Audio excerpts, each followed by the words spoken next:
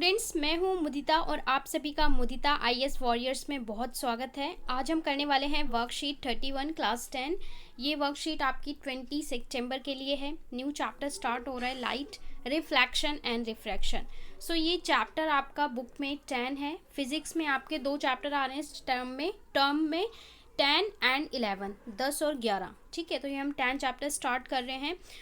इस क्लास में, इस वर्कशीट में समझने वाले हैं basic concept and spherical mirror. Spherical mirror actual में होते क्या हैं, कैसे बने होते हैं, और स्फेरिकल मिरर से जुड़े हुए जो बेसिक टर्म्स हैं जो आपको इस चैप्टर में पता होनी चाहिए, वो हम यहाँ पे जानने वाले हैं।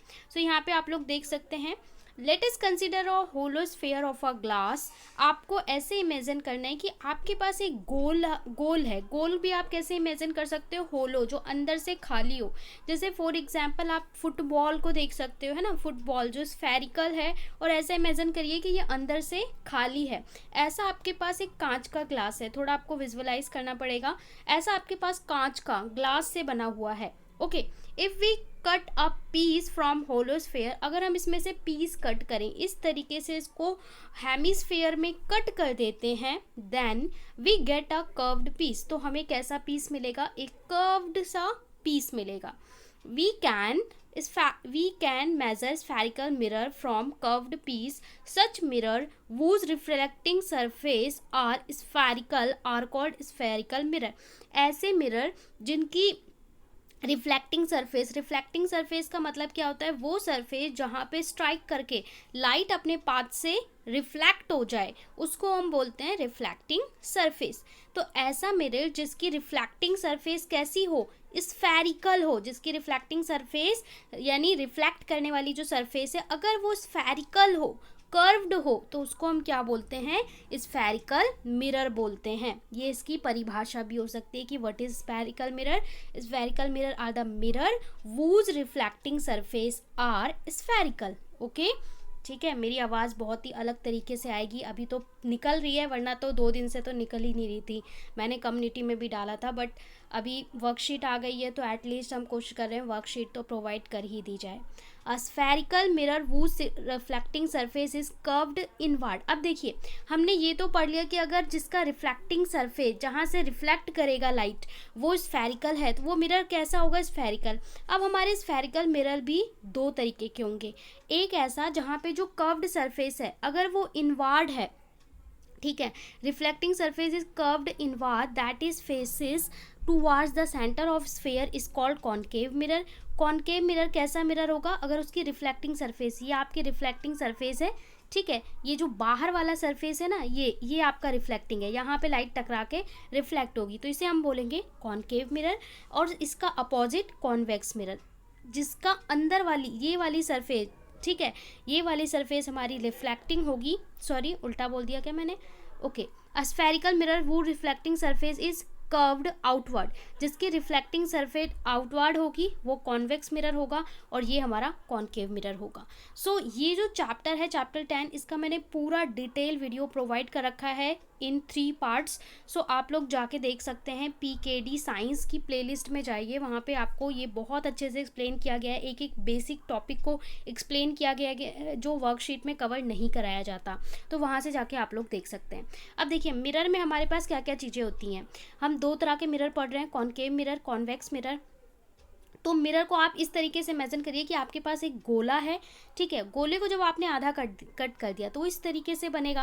अब इस तरीके से हम जब हमारे पास ये स्फेयर से बना हुआ है, तो हम इस तरीके से मिरर को सिर्फ एक कर्व दिखाते हैं, ठीक है। तो कर्व दिखाते हैं तो हम इमेजिन करते हैं कि अगर हम इसको डॉट डॉट करके सर्कल बनाए, तो सर्कल है तो दैट मीन सर्कल का एक सेंटर होगा, ठीक है, जहाँ पे रख के आप सर्कल ऐसे कंपास को रख के इस तरीके से ड्रॉ करते हो ना, तो यहाँ पे जो सेंटर होगा, this is your centre of curvature which is radius, यानी इसका जो रेडियस है इस लेंस का, बोल सकते हो, सॉरी मिरर का, वो क्या है हमारा C, इसको हम बोलते हैं सेंटर ऑफ कर्वेचर। तो इन टर्म्स को आपको जानना है। यहाँ पे एक इमेजिनरी, एक्चुअल में कोई लाइन नहीं होती, बट हम मानते हैं अपनी कैलकुलेशन को आसान बनाने के लिए कि हमारा जो भी हमने मिरर लिया है उसके सेंटर से एक हम लाइन पास करेंगे, ठीक है, जो सेंटर ऑफ कर्वेचर से पूरे मिरर से होते हुए बीच से जाएगी, और इस लाइन को हम क्या बोलेंगे, प्रिंसिपल एक्सिस बोलेंगे। ये आपका होलो स्फीयर है। इसका जो रेडियस होगा ना उसको हम सी से डिनोट करेंगे और इसको हम बोलेंगे सेंटर ऑफ कर्वेचर, क्योंकि ये क्या है, सेंटर है। इसके बाद सेंटर ऑफ कर्वेचर ज़रा ध्यान से समझिए, इसके मिड को हम सेंटर ऑफ कर्वेचर से बोलेंगे, सी से डिनोट करेंगे और इस लेंथ को हम रेडियस ऑफ कर्वेचर बोलेंगे। ओके, इसके अलावा क्या होता है, सी और एफ के बीच में हमारे पास एक और चीज़ होती है विच इज़ एफ, जिसको हम फोकल लेंथ भी बोलते हैं। ठीक है, तो ये सारी टर्म्स आपको पता होनी चाहिए दोनों ही मिरर में। कॉनकेव मिरर में ये रिफ्लेक्टिंग ये पॉलिश वाली सरफेस है जहाँ पे पेंट करते हैं। आपने कभी मिरर टूट जाए तो देखा होगा उसके पीछे पेंट हुआ होता है ना। तो यहाँ पे देखिए पेंट होता है, तभी यहाँ पे जो लाइट है वो फॉल करके रिफ्लेक्ट होती है इसे, वरना अगर यहाँ पे पेंट ना हो तो लाइट बाहर निकल जाएगी।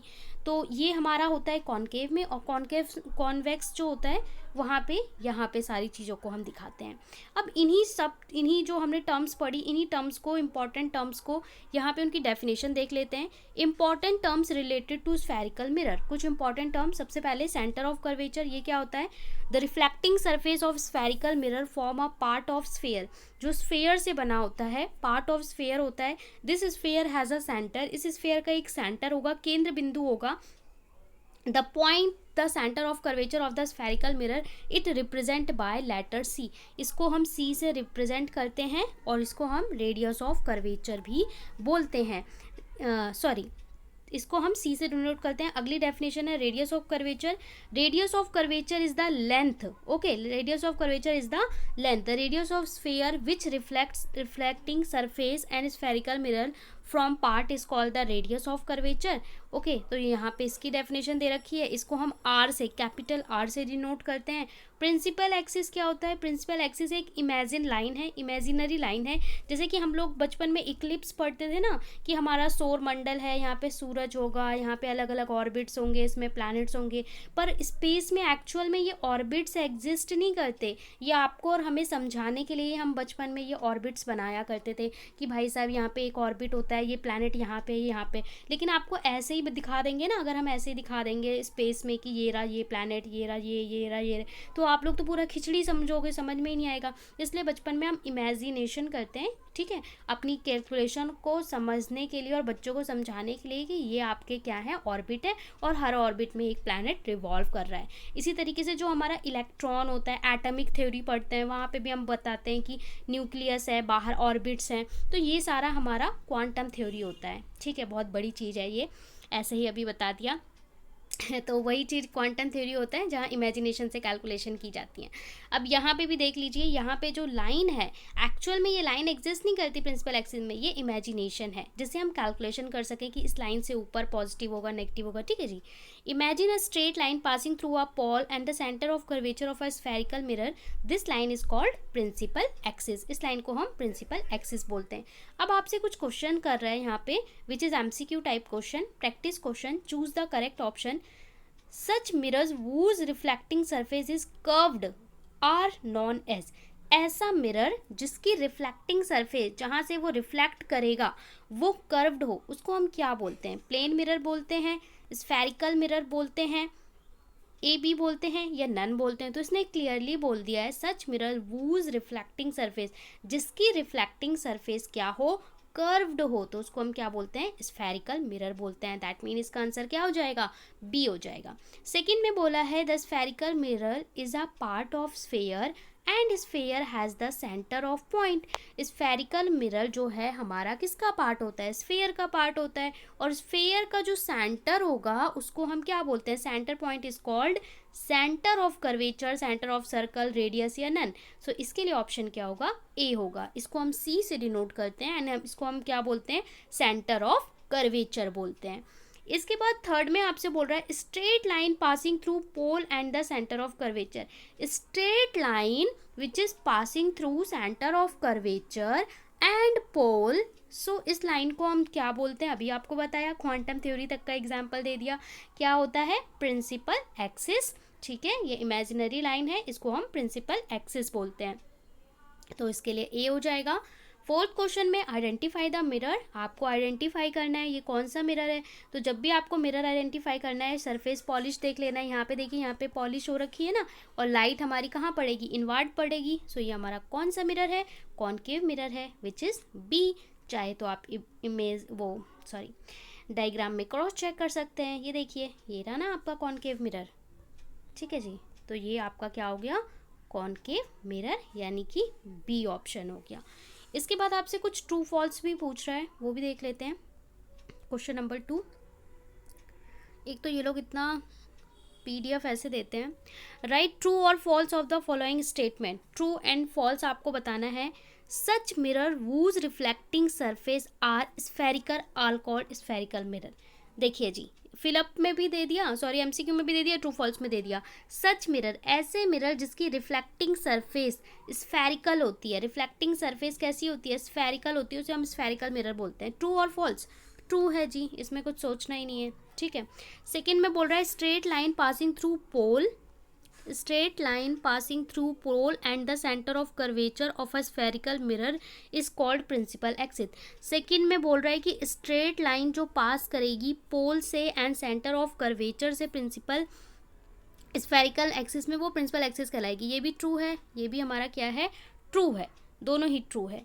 इसके बाद थर्ड देख लेते हैं। थर्ड में बोल रहा है the radius of the sphere of the radius sphere of which reflecting surface of a spherical mirror formed part। Okay, ये बोल रहा है the radius of sphere, the radius of sphere of spherical mirror.